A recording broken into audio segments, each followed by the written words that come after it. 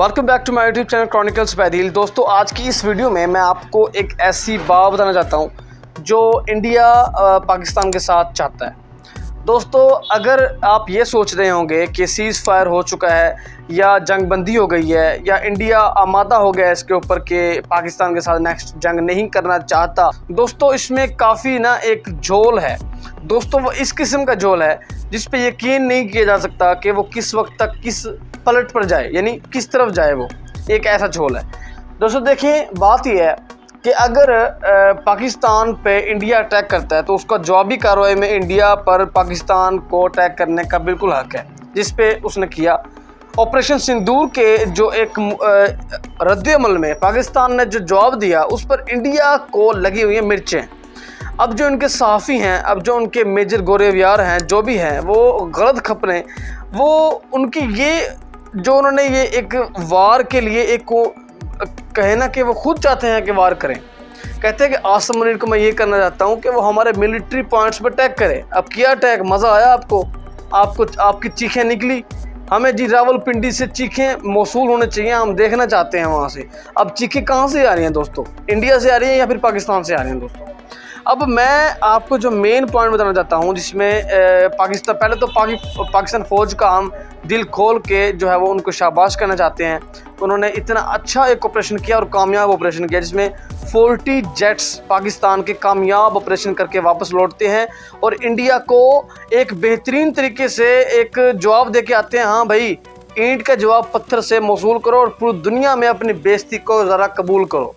ये एक ऐसी जो है वो पैट्रियटिज़म जो है वो मेरे जो है वो पर्सनली जो है एक इन्हेंस करता है कि मैं इस जो है वो अपनी फ़ौज को शाबाश दे सकता हूँ। यहाँ से मुझे जो है वो एक फ़ख्र है अपनी जो है वो पाकिस्तान फ़ौज पे।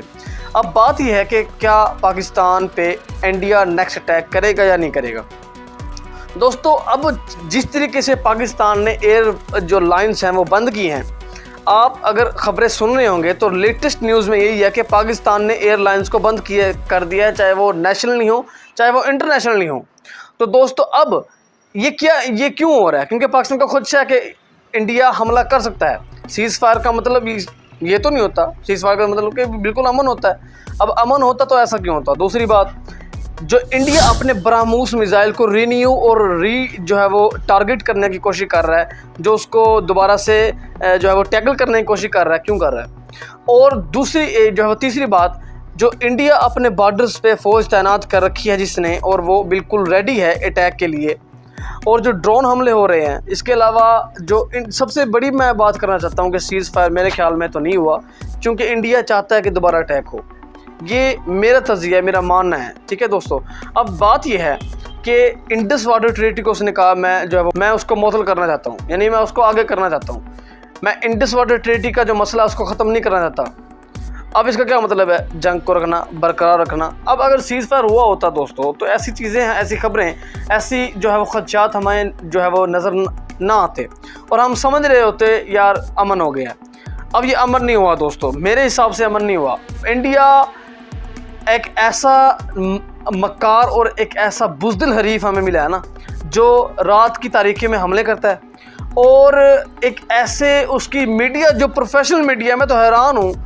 ऐसा अजीब है कि उन्होंने एक ऐसी अफवाह फैलाई जिससे मुझे लगता है कि वो सीज़ फायर कभी जो ये बातें दावे कर रहा है, मुझे नहीं लगता कि वो ठीक कर रहा है। क्योंकि उन्होंने एक बात फैलाई, कराची पे हमला हो गया, कराची की बंदरगाह उड़ गई, कराची में जो है वो ये अटैक हो गया। दूसरी बात, आसिम मुनीर को गिरफ्तार कर लिया है। अब इससे बड़ी कोई झूठी खबर पूरे मीडिया पे कोई फैलाने से पहले 10 बार जो है वो सोचेगा कि आर्मी चीफ गिरफ्तार हो गया। दोस्तों, ये किस किस्म की आप जो है वो पूरे मीडिया पे अपना नाक दिखा रहे हो, अपना एक जो है वो बातें कर रहे हो? क्या इस किस्म की बातें होना चाहिए? और हम आपकी इस बात पे यकीन कर लेंगे आपने मुआहदा कर लिया कि सीज़ फायर हो गया। दोस्तों, खदशा है। हम ये नहीं कहते कि इंडिया हमला करेगा और हमें शौक है कि वो हमला करे। उसने जो हमले किए हैं उसके जवाब आपने देख लिया है, लेकिन खदशा है दोस्तों। अब यकीन नहीं किया जा सकता, ऐसी कौम से डिज़र्व नहीं किया जा सकता कि वो अमन करेगा। पिछले 25 सालों से हम इनकी यही बातें सुन रहे हैं, और अल्लाह बेहतरी करेगा। अल्लाह जो है वो इस दुश्मन की जो हमें मिला है, इसके नापाक इरादत से हमें बचाए। हम इस जो है वो दुश्मन के नापाक इरादों से बच के रहें। अल्लाह पाक हमारे मुल्क की सालमियत को ऐसे ही जो है वो कायम रखे और हम इसी तरीके से फ़ख्र के साथ सर उठा के जिएँ दोस्तों। पाकिस्तान जिंदाबाद, पाकिस्तान पाइंदाबाद। ओके, अल्लाह हाफ़िज़, टेक केयर।